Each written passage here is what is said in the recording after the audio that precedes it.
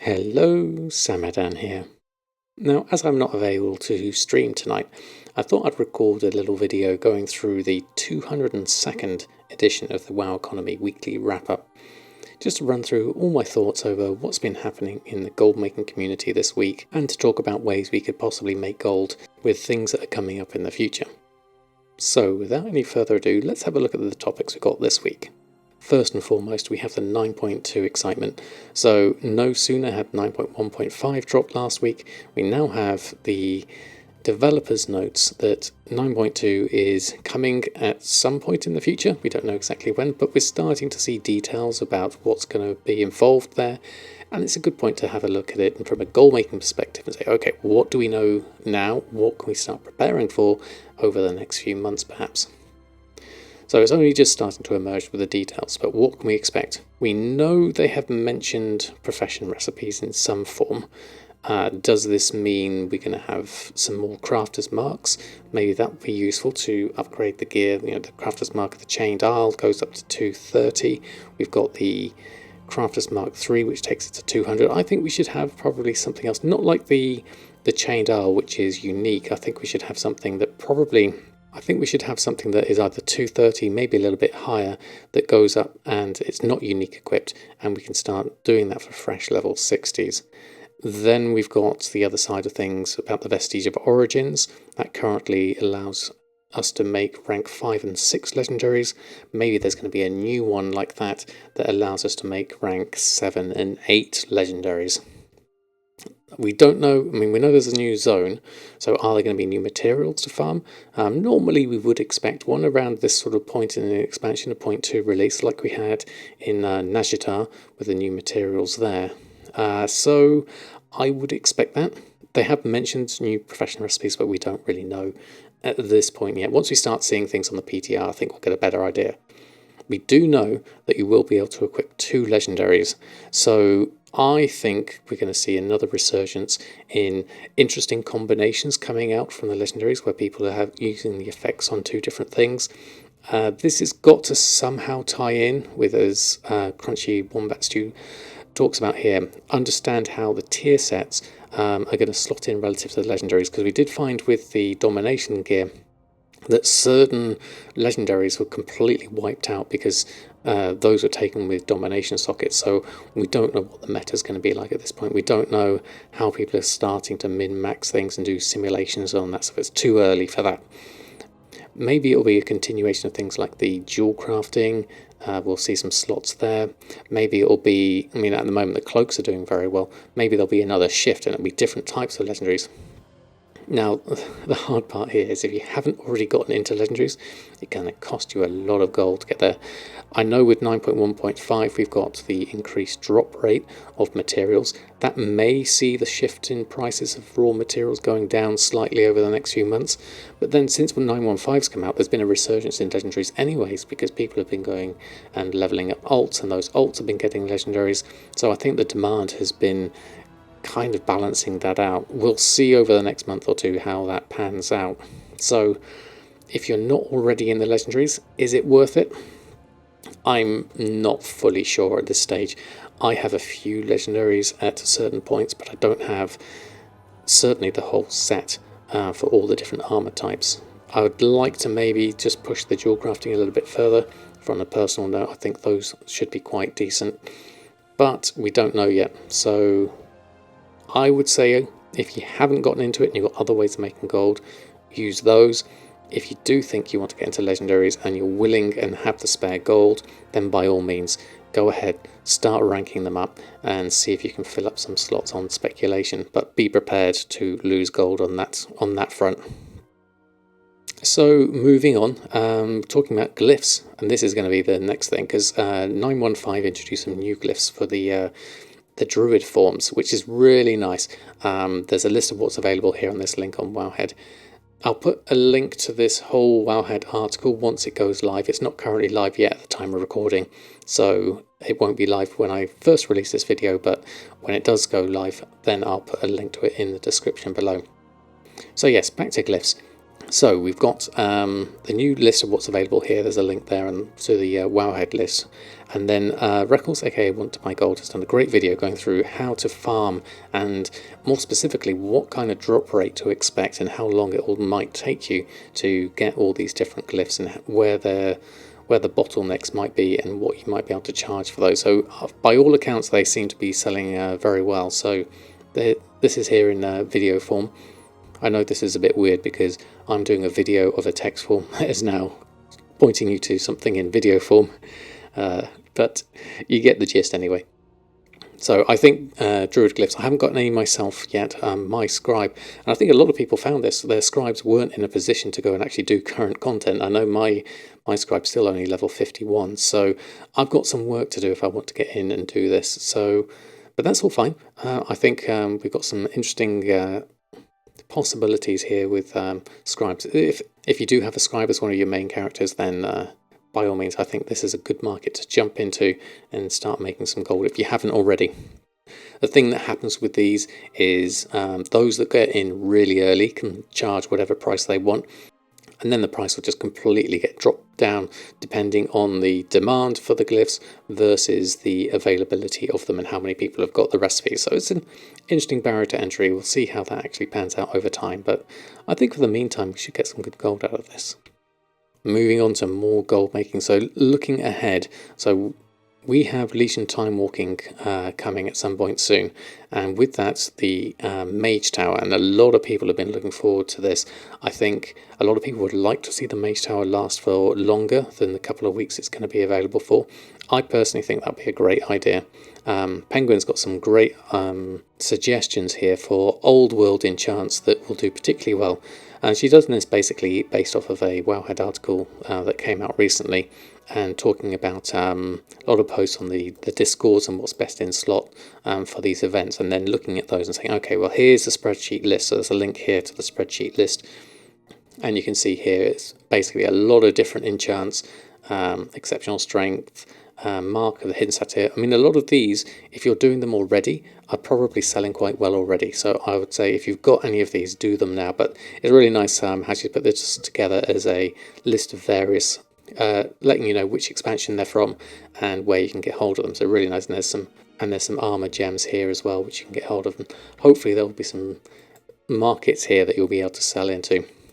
Of course, there's a video here as well going through all the different things and how to get them and discussing the various potential here. But I love old world enchanting. I think it's a really good profession because you've got the current stuff that still sells very well, and then you've got all the old world stuff that people use to min-max at various stages, or certainly when it comes to leveling, a lot of people use some of the older enchants.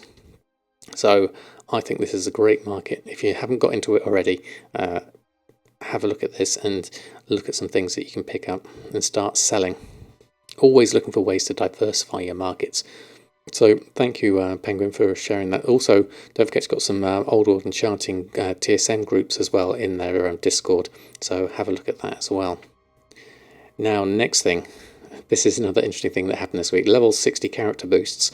They have jumped up from a boost going to level 50, now takes you all the way up to level 60.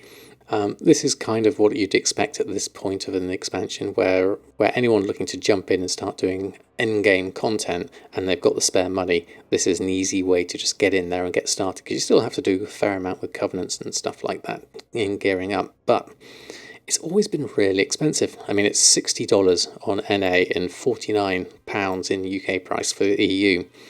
So is that really worth it if you're going to use your gold? Now, I did a little experiment here. So at the time of writing this, the US token price was 207,000 gold and just over 300,000 on EU. So given that a NA token equals $15, then to get the total cost to boost a character to 60 is 831,000 gold. And then for EU, because of the way it works, and you get for the UK you get £10 for every token, then in order to get five tokens for Battle.net balance means at the price of 301,000, because it's a little bit expensive, it's going to cost you 1.5 million gold for EU if you wanted to get a fresh level 60. Now that's a lot of gold. So I thought, okay, how could you earn this gold back? You've got a fresh level 60. This would be really nice if you're going to do things like mission tables perhaps. But is it worth it?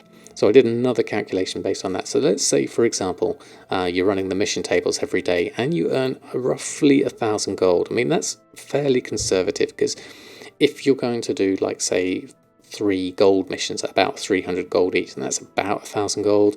Maybe you can sell a few items as well, but you could probably make a bit more gold than that. But just as a conservative estimate, I mean, you may not even do it every day. Maybe you do it every other day. So it would take, take the 1,000 gold off, 831 days to earn the money back on that character if you bought it on NA. Or, now this is the crazy one, 1,507 days for EU. That's 4 years of mission tables at 1,000 gold a day just to break even. That's a lot of gold. So yes, you could maybe do this if you earn more gold per day. Yes, you could do different things with your alt. So this isn't necessarily the target market for this, but I thought it'd be fun to at least just do a little thought process and just a sanity check more than anything else. Is it worth throwing that much gold just to get a level 60? I personally would much rather just level them up at this point. I mean, especially we've got the XP boost from the 17th anniversary coming up next week. So that's going to give you an extra 17% of reputation and experience. So, and by all accounts, currently leveling through 915 with the Threads of Fate is really quick with the bonus objectives. So if you've got a fresh 50 and you want to just quickly level them up to 60, I don't think it's going to take you that long. So 1.5 million gold, or what would it be? I mean, I don't know how long it would take you to level from 1 to 50, but let's say, what would it be? Say 5 to 6 hours, maybe 10 hours. Then maybe the extra to go from up to the 17th anniversary, maybe another 5 hours on top of that. So you're looking at maybe sort of 10 to 12 hours. This is really rough guesses. I mean, I'm not a speed leveler by any chance, of your time in order to go all the way up to level 60 if you're doing it manually. It's all rough figures at this point. Obviously, speed levels could do this much quicker. If you're going to do it more casually, then you're going to take your time over it. The main thing is obviously enjoying the journey. That goes without saying.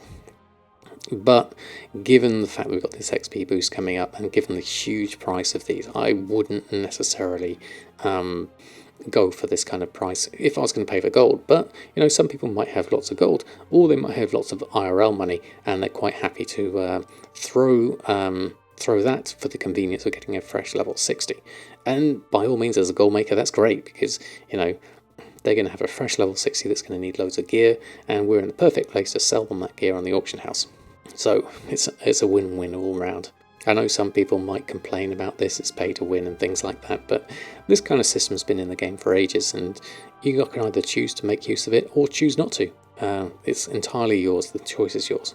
So this got me thinking, okay, so you've got some level 60s, what can you do with them? Now, Zanzibar has been doing some amazing work, creating lots and lots of level 60s in order to run mission tables. I think at last count he was up to 20 characters, which is quite the feat in itself.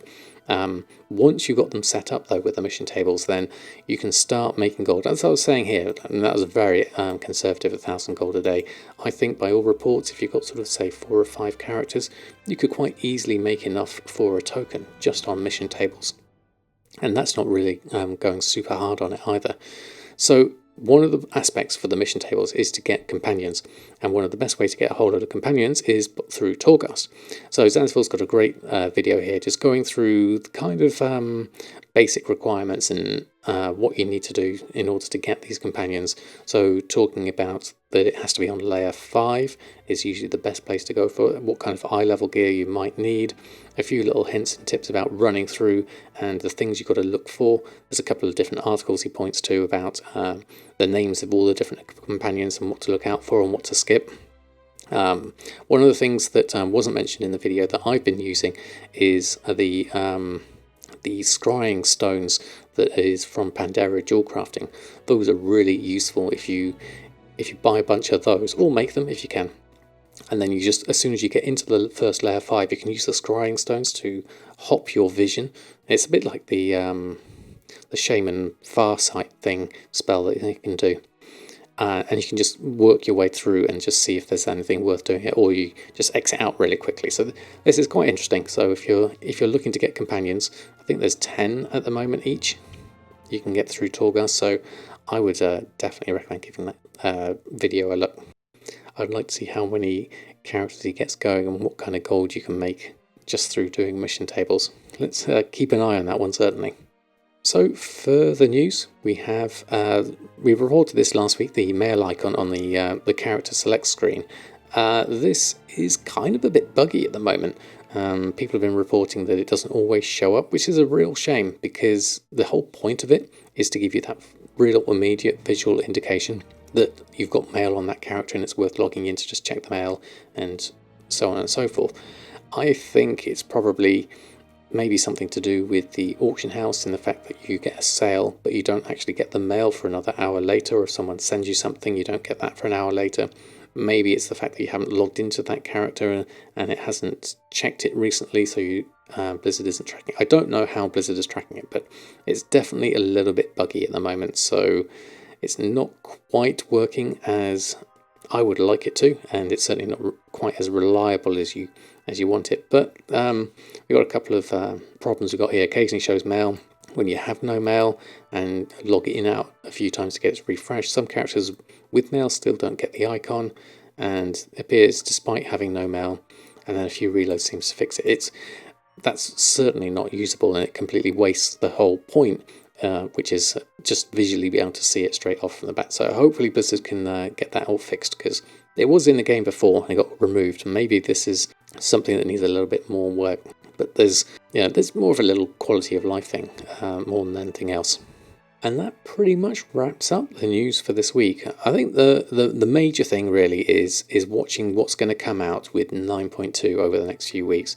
Once it hits PTR, we're going to get a huge amount of information there. So watch this space for more and more news coming up as to what's going to be useful for gold making. I really think this whole legendary system maybe it's going to carry on till the end of the expansion, really. So I can see this being, if you're in it, carry on with it, go with the competition. If you're not, try and find some other niches like the glyphs or the old world enchanting. There's plenty of other ways to make gold. So you've got glyphs, you've got old world enchanting, you've got mission tables, and that's just to name but a few.